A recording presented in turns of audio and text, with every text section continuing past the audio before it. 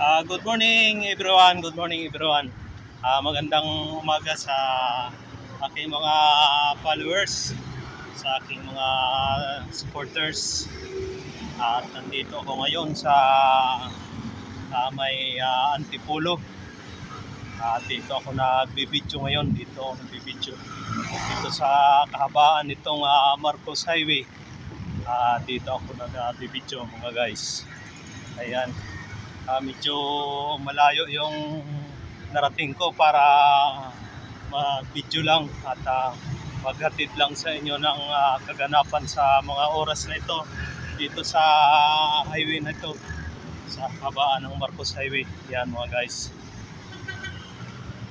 Salamat sa mga followers ko, mga supporters ko na patuloy na sumusuporta sa aking maliit na channel.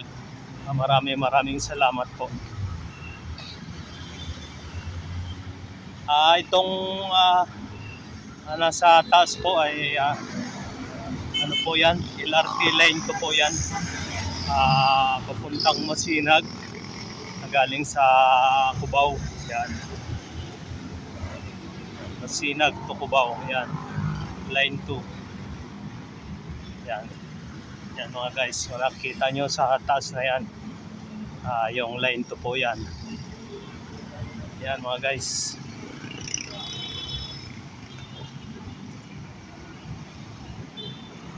Medyo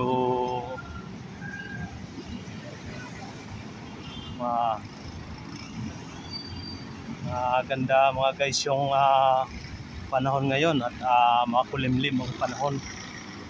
Yan mga guys. Yan. Ano po ito mga guys, Pilinbist itong aking nadaanan. Yan, malapit na yung Halloween. Ayan, Pilinbist Homes, malapit na yung Halloween, kaya mapapansin nyo mo mayroon mga meron ng mga ng mga Halloween. Yan mga guys, bali lalagpasan ko lang yan at dito ako sa aking punteriya pupuntahan talaga. Yan, dito lang sa unahan. Yan mga guys.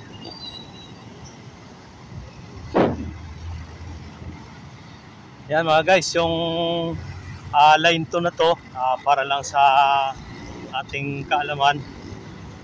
Nung ginawa ito, isa rin ako sa naging isang manggagawa dito sa line 2 na ito.